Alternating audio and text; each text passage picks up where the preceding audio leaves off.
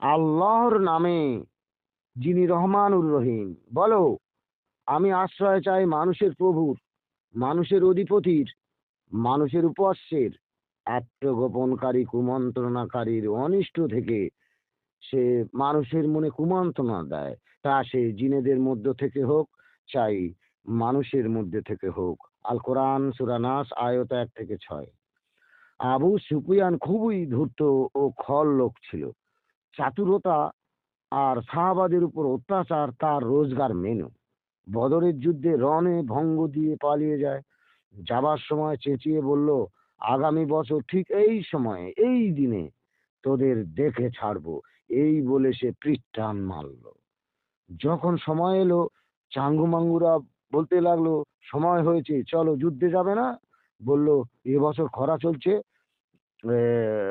মনান্তরের হাহাকার, একটা যুদ্ধে অনেক খরচ আছে। গুপ্তচর রাখা তার সহজাত প্রবৃত্তি। একদিন দুজন চর নিয়ে অন্ধকারে ইমানদারদের বেদিকের মধ্যে ঢুকে পড়েছে।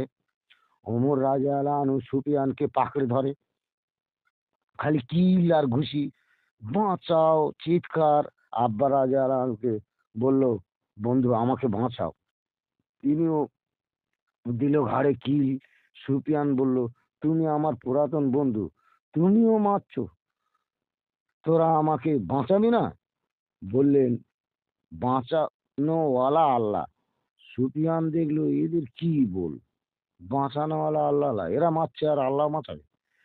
তারা বললেন, বাঁচা মোরা তো আল্লাহ আল্লাহ। সুফিয়ান দেখলো এদের কি আশ্চর্য বল।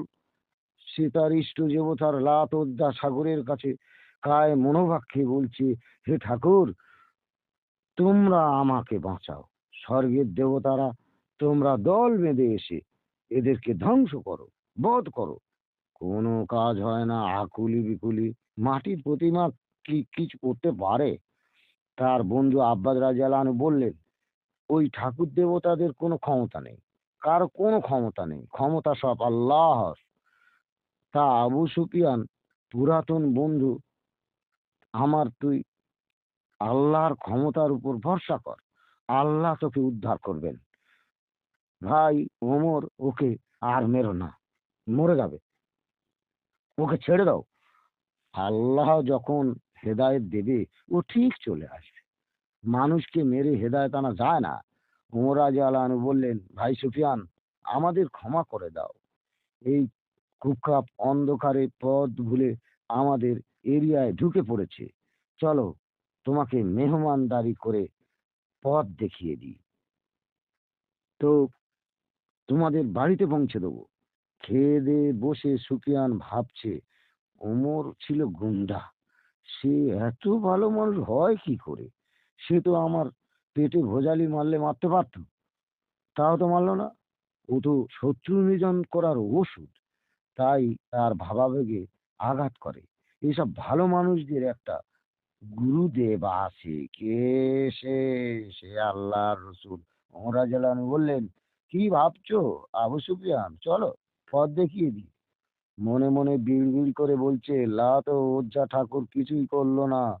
বলে উঠলো, পথ আমার দেখাতে হবে না ওমর, পথ আমি পেয়ে গেছি, আমাকে পথ দেখাতে হবে না।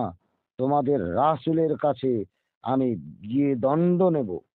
চলেছে আবু সুফিয়ান হযরতের পায়ের তলায় লুটিয়ে দুমড়ে মুচিয়ে পড়লেন।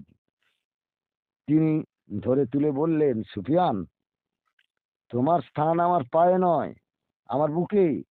বুকে জড়িয়ে ধরে উভয়ে স্বস্তির নিঃশ্বাস ফেললেন।